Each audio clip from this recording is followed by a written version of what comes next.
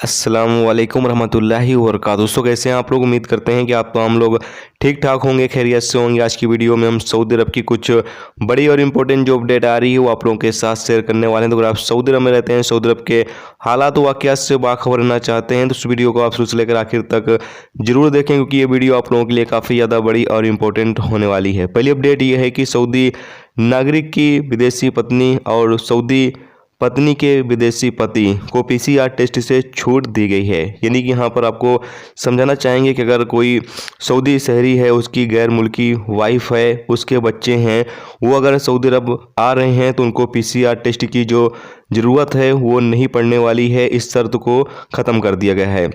इसी तरीके से कोई सऊदी औरत है और उसका गैर मुल्की शौहर है, उसके बच्चे हैं, वो जब सऊदी अरबिया आएंगे तो उनको पीसीआर टेस्ट की जो रिपोर्ट है वो लेकर नहीं आनी होगी। जबकि सऊदी मिनिस्ट्री ऑफ इंटीरियर का आगे बयान में ये भी कहना है कि अगर किसी सऊदी शहरी के साथ उसका डोमेस्टिक वर्कर जो कि गैर मुल्की है वो भी अगर सऊदी अरब साथ आ रहा है, यानी कि अगर किसी सऊदी के साथ उसका डोमेस्टिक वर्कर जो कि गैर मुल्की होते हैं वो भी अगर सऊदी अरब आ रहे हैं तो उनको भी पीसीआर टेस्ट से छूट दिया गया है। तो ये एक नया रूल्स जो है वो पीसीआर टेस्ट के हवाले से लागू कर दिया गया है। इसमें सऊदी नागरिकों को ज़्यादा फ़ायदा है, जबकि जो अजनबी वर्कर जो डोमेस्टिक वर्कर हैं वो अगर अपने सऊदी के साथ सऊदी अरब आएंगे तो उनको भी पीसीआर टेस्ट से छूट हासिल होगी। बाकी कोई डोमेस्टिक वर्कर है वो अलग से आ रहा है तो उसको अपने साथ रिपोर्ट पीसीआर की लेकर आनी होगी।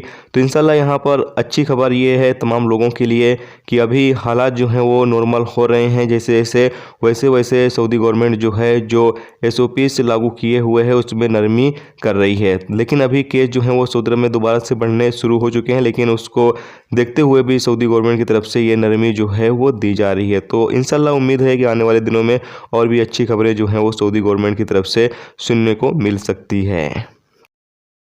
अगली अपडेट ये है कि सऊदी बैंक ने सभी ग्राहकों को फाइनेंशियल फंड से बचने की सलाह दी है। या कहा गया है कि ग्राहकों को फाइनेंशियल फंड से बचने के लिए अपने पर्सनल डेटा को अपडेट कर लेना चाहिए। बैंकिंग कमेटी ने बताया है कि लोगों के साथ ठगी की जा रही है। बताते चलें कि कमेटी ने ट्वीट के माध्यम से लोगों को आगाह किया है कि अधिकारी बनकर वो बेवकूफ़ बनाते हैं, ज़्यादा पैसा देने का लालच देकर भी लोगों को वो अपनी जाल में फंसाया करते हैं। गलत मैसेज और ईमेल के जरिए लोगों को लालच देकर बैंक डिटेल लेने की कोशिश करते हैं। इस तरह के एडवर्टाइजमेंट या फिर इस तरह के जो प्रचार किए जाते हैं उससे बचें और अपनी पर्सनल डिटेल किसी को भी ना दें। बैंक की तरफ से ये जानकारी दी गई है।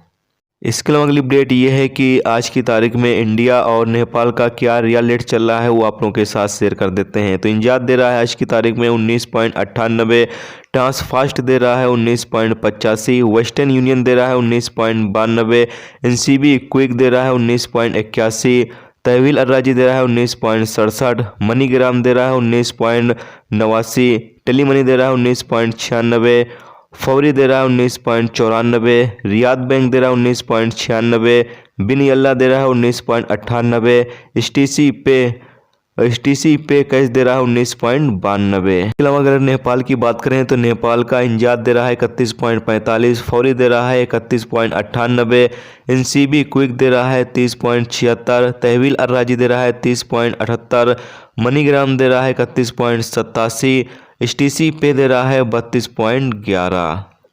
अगली अपडेट ये है कि सऊदी जवाजात से एक गैर मुल्की वर्कर ने सवाल पूछा है कि मेरी बीवी सऊदी अरब में रहते हुए वैक्सीन की 2 डोज लगवा चुकी है, जबकि इस वक्त वो सऊदी अरब से बाहर अपने देश में है। मैं उसको विजिट वीजे पर सऊदी अरब वापस बुलाना चाहता हूं, तो क्या उसको सऊदी अरब आने पर क्वारंटाइन किया जाएगा या नहीं किया जाएगा। इस सवाल का जवाब देते हुए सऊदी जवाजात ने कहा कि नियमों के मुताबिक सऊदी अरब में जिन गैर मुल्की लोगों ने कोरोना वैक्सीन की 2 डोज ले ली है और उनका तवक्कुलनामा पर स्टेटस इम्यून है, सेहती पर स्टेटस जो है वो इम्यून है, तो वो डायरेक्ट सऊदी अरबिया आ सकते हैं। जबकि जो लोग नए वीजे पर सऊदी अरबिया आते हैं और उनका तवक्कुलनामा या फिर सेहती पर स्टेटस इम्यून नहीं है तो ऐसी सूरत में उनको सऊदी अरब में 5 दिन क्वारंटाइन होना पड़ेगा। जबकि यहाँ पर आपकी जानकारी के लिए बता दें कि जो लोग विजिट वीजे पर सऊदी अरबिया आते हैं और अपना फन एग्जिट लगवा कर जाते हैं और दोबारा वो विजिट वीजे पर सऊदी अरब आना चाहें तो फिर ऐसे में उनको सऊदी अरबिया आने पर